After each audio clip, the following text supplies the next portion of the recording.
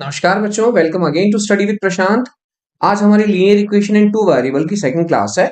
आज हम लोग एनसीईआरटी की एक्सरसाइज 4.1 करेंगे। पर उससे पहले अगर आपने फर्स्ट क्लास जो कि इंट्रोडक्शन क्लास थी नहीं ली है तो वो ले लीजिए। उसका लिंक मैंने डिस्क्रिप्शन में और आई बटन दोनों में दे दिया है। चलिए आज की क्लास स्टार्ट करते हैं। देखिए फर्स्ट क्वेश्चन देखते हैं हम लोग। बहुत सिंपल सी एक्सरसाइज है, ज्यादा क्वेश्चन भी नहीं है, केवल दो ही क्वेश्चन है। फर्स्ट क्वेश्चन क्या कह रहा है? The cost of a notebook is twice the cost of a pen. Write a linear equation in two variables to represent this statement. Also हमें given है take the cost of a notebook rupees x and the pen to be rupees y. ठीक है, क्या कहा जा रहा है? हमें कहा जा रहा है कि जो नोटबुक है उसकी कॉस्ट पेन की कॉस्ट से ट्वाइस है। हमें इसके लिए एक लीनियर इक्वेशन रिप्रेजेंट करनी है। देखिए ये हमारी नोटबुक की कॉस्ट है x और ये हमारी पेन की कॉस्ट है y। देखो इक्वेशन कैसे बनाई जाती है।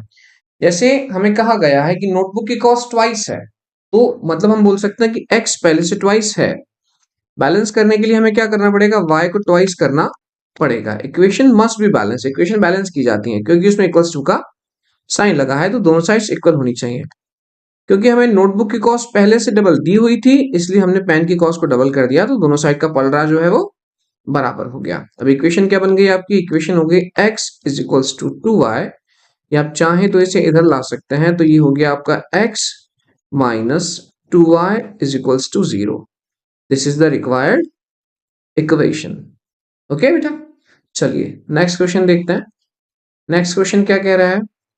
नेक्स्ट क्वेश्चन बोल रहा है express the following linear equations in the form of ax plus by plus c and indicate the values of a, b and c in the each case. हमने पढ़ा था कि जो ax plus by plus c है ये हमारी linear equation in two variable की standard form होती है। तो जो भी हमें नीचे इक्वेशंस दी हुई हैं हमें इन्हें स्टैंडर्ड फॉर्म में लिखना है बेटा, और ए बी सी की वैल्यूज बतानी है। चले ओके लिखते हैं।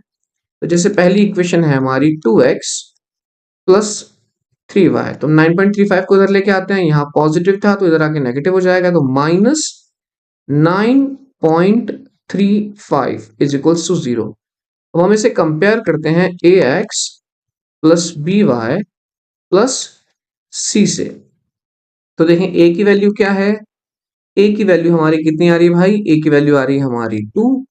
ओके, ये हमारी a की वैल्यू हो गई। फिर b की वैल्यू कितनी आ रही है हमारी? b की वैल्यू हमारी आ रही है, अगर आप देखें तो b की वैल्यू हमारी आ रही है 3।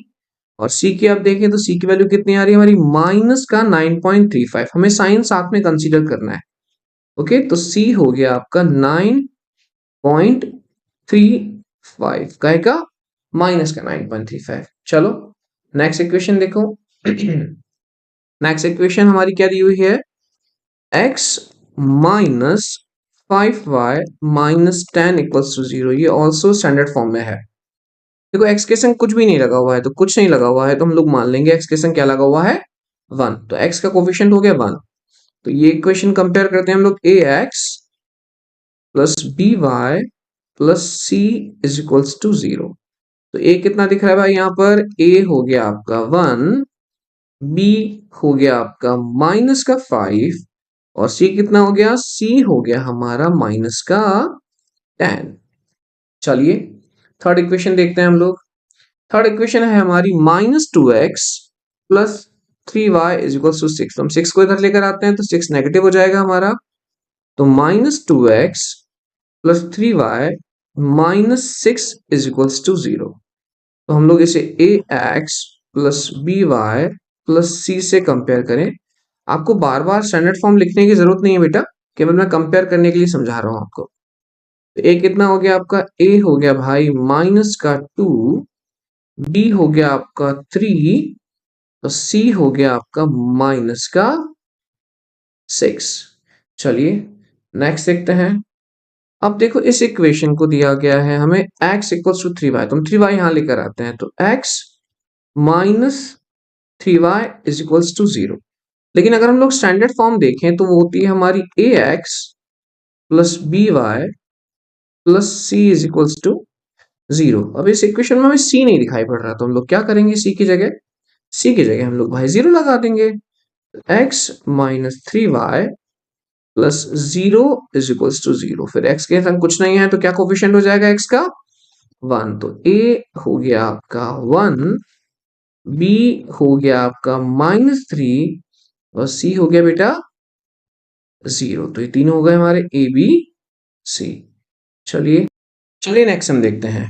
देखें ये क्या दिया हुआ है, ये दिया है हमें 2x, 5 को इधर लेके आइए तो 2x प्लस 5 सी यहाँ पर भी नहीं है तो सी की जगह हमें क्या लगाना पड़ेगा बेटा 0। तो a हो गया आपका यहाँ पर 2, b हो गया आपका 5 और c हो गया बेटा आपका 0। चलिए नेक्स्ट देखते हैं। अब नेक्स्ट इक्वेशन हमें दी हुई है 3x प्लस 2। फिर से एक बार स्टैंडर्ड फॉर्म देखो तो स्टैंडर्ड फॉर्म होता है आपका ax plus by plus c is equals to 0।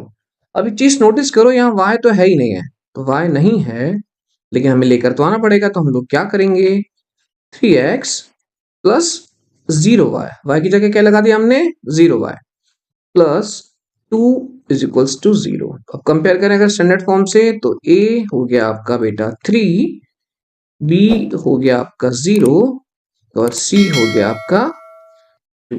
Okay चलिए नेक्स्ट देखते हैं। नेक्स्ट में अब जो हम देख पा रहे हैं हमारी नेक्स्ट इक्वेशन है y माइनस 2 इक्वल्स टू 0। तो यहाँ x नहीं है, हमारी स्टैंडर्ड फॉर्म होती है फिर से ax plus by plus c is equals to 0। तो क्या करें हम लोग, x नहीं है तो हम लोग लगा देते हैं 0x। तो 0x plus y minus 2 is equals to 0। y के संग कुछ नहीं है तो क्या आ जाएगा 1। तो a हो गया आपका 0, b हो गया बेटा आपका 1 और c हो गया आपका माइनस का। ओके चलिए नेक्स्ट देखते हैं। नेक्स्ट है हमारा 5 इज इक्वल्स टू 2x, ये लास्ट सम है हमारा। तो 5 इक्वल्स टू 2x, तो हम एक काम करते हैं हम 2x को इस साइड ला सकते हैं या हम 5 को भी वहां ले जा सकते हैं, है ना, दोनों कर सकते हैं हम लोग। हम 2x को इधर लेकर आते हैं तो 2x को हम यहाँ लाएंगे तो हो जाएगा -2x प्लस 5 इक्वल्स टू 0।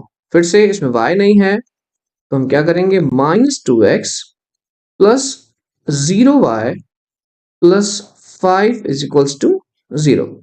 तो यहाँ पर a हो गया बेटा आपका -2, b हो गया बच्चे आपका 0 और c हो गया बेटा 5। तो ये a b c की वैल्यूज आ गए। चलिए एक लास्ट क्लास में मैंने होमवर्क दिया था आपको।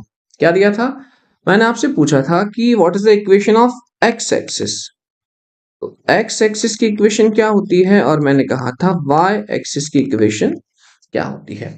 चलिए उस चीज को भी हम लोग समझ लेते हैं। एक्सरसाइज तो हमारी आज कंप्लीट हो गई। जो होमवर्क दिया था मैंने वो मैं समझाता हूँ आपको।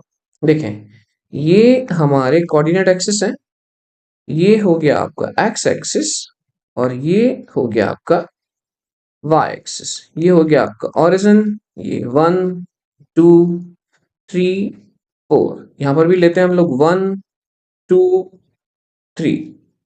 नीचे लीजिए तो -1 -2, इस साइड लीजिए -1 -2 और -3। चलिए तो मुझे बता सकता है जो ये पॉइंट है 1 जहां मेरा पॉइंटर है, इसके कोऑर्डिनेट्स क्या हैं। हाँ बिल्कुल सही बताया आपने, इसके कोऑर्डिनेट्स हैं हमारे 1, 0। दूसरे वाले के कोऑर्डिनेट्स क्या होंगे, इसके कोऑर्डिनेट्स होंगे हमारे 2, 0। इसके कोऑर्डिनेट्स हो जाएंगे थर्ड वाले के हमारे 3, 0।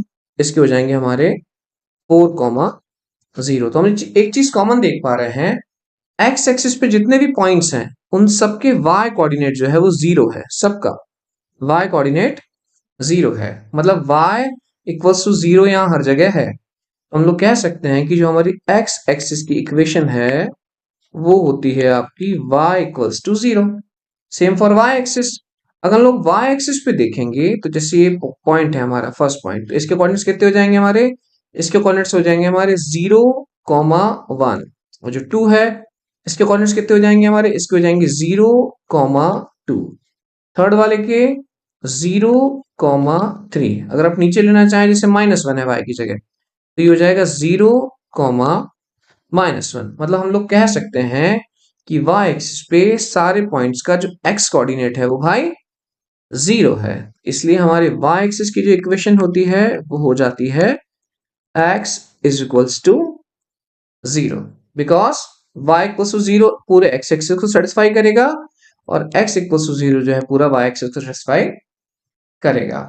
चलो बच्चों, आज एक्सरसाइज खत्म होती है तो क्लास खत्म करते हैं। मिलते हैं हम लोग नेक्स्ट क्लास में।